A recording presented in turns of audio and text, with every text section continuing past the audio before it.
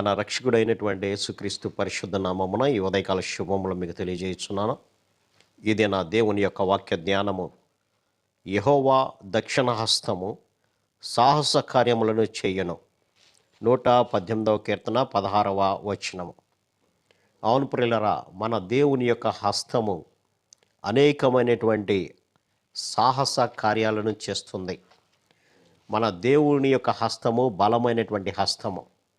ఆ హస్తము కింద తన బిడ్డలను ఆయన క్షేమంగా ఉంచుతున్నాడు. ప్రియులారా, ఏ చీకటి వారిని అంటనీయకుండా తన యొక్క బలిష్టమైనటువంటి చేతుల కింద మనల్ని కాచి కాపాడుతున్నటువంటి దేవుడు. న్యాయాధిపతుల గ్రంథము 6వ అధ్యాయాన్ని మనం గమనించినప్పుడు ఇశ్రాయేలు జనాంగానికి వ్యతిరేకంగా మిద్యానీయులు వారి మీదకి వస్తూ ఉన్నారు.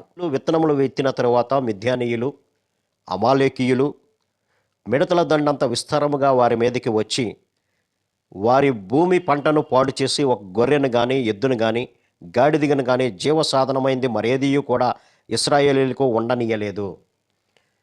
వీరు పంట చేతికి వస్తుంది అనేటువంటి సమయానికి అమాలేకీయులు, మిద్యానీయులు వచ్చేసి వీరి పంటనంతా దోచుకోవటం జరుగుతుంది. వారి స్థితి ఎలా ఉంది అప్పుడు అంటే, మిద్యానీయుల వలన మిక్కిలి హీన దశకు ఇశ్రాయేలు జనాంగము వచ్చినప్పుడు వారు యెహోవాకు మొర్రపెట్టిరి. ఇక ఏ ఆధారము లేదు. ప్రతి సంవత్సరము కూడా వారి పంటంతా నాశనం చేసి వారు వెళ్ళిపోతున్నప్పుడు ఇశ్రాయేలు జనాంగానికి తినడానికి తిండి లేనటువంటి స్థితిలో, హీనమైనటువంటి స్థితిలోకి వారు వచ్చినట్లుగా మనం గమనించవచ్చు. అప్పుడు దేవుడు వారికి గుర్తు వచ్చాడు.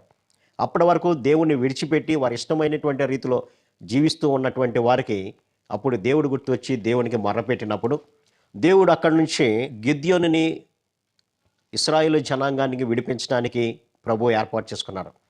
అక్కడ గిద్యోను పరిస్థితి కూడా మనం గమనించినప్పుడు మిద్యానీయులకు మరుగయ్యున్నట్లుగా గానుగ చాటున గోధుమలను దొల్లగొట్టుచుండెను అనే మాటను మనం చూడవచ్చు. కాబట్టి గిద్యోను కూడా ఆ మిద్యానీయులకు భయపడి ఎవరికి కనబడకుండా దాక్కొని గోధుమలను దొల్లగొట్టుచున్నటువంటి స్థితిలో ఉన్నాడు. అప్పుడు ప్రభువు దూత అతనితో వచ్చి మాట్లాడుతున్నటువంటి మాట ఏంటంటే, వారి యొక్క హీనస్థితిని బట్టి వారు చేసినటువంటి ప్రార్థనను నేను అంగీకరించాడు దేవుడు.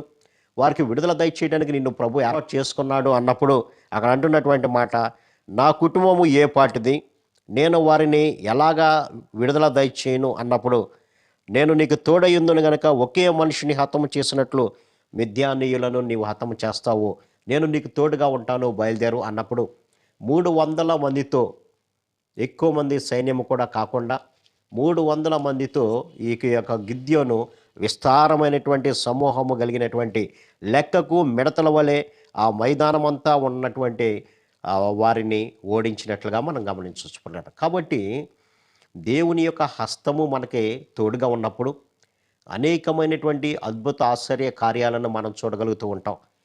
లెక్కకు మిడతల వలె ఉన్నటువంటి ఆ యొక్క సైన్యమంతా కూడా గలిబిలి వలన వారిలో వారే చంపుకొని మరణించినట్లుగా మనం గమనించవచ్చు. కాబట్టి విశ్వాస జీవితంలో కొనసాగుతున్నప్పుడు మన జీవితాల్లో కూడా ఇటువంటి అనేకమైనటువంటి శ్రమల గుండా వెళ్ళవలసి వచ్చినప్పుడు మన మీద మనం ఆధారపడకూడదు, కానీ ప్రభు మీద ఆధారపడి ప్రార్థన చేసినప్పుడు ప్రభు తన యొక్క బలిష్టమైనటువంటి రెక్కల క్రింద మనల్ని కాచి కాపాడి వచ్చినటువంటి ప్రతి శ్రమ నుంచి, శోధన నుంచి, ఎరుక నుంచి, ఇబ్బందుల నుంచి మనకు విడుదల దయచేసేటువంటి దేవుడిగా ఉంటున్నాడు.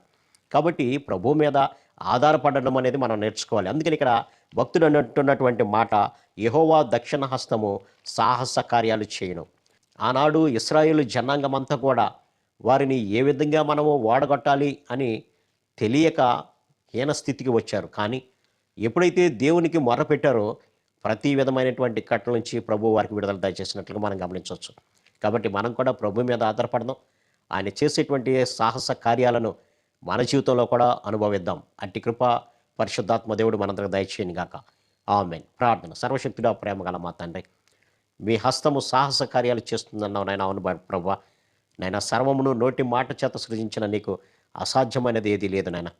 గిద్యోను ఎన్నిక లేనటువంటి వాడిగా ఉన్నాడు నాయన, కానీ అతని ద్వారా కేవలము 300 మందితోనే విస్తారముగా వచ్చినటువంటి దండులో నేను గొప్ప జయాన్ని అనుగ్రహించావు ప్రభు. అందుని బట్టి మీకు వందనాలు తండ్రి. మేము కూడా మీ మీద ఆధారపడే వారికి ఉండేటట్లుగా సహాయం దయచేయమని యేసు నామమున అడిగి వేడుకొంచున్నాను తండ్రి. ఆమేన్. God bless you.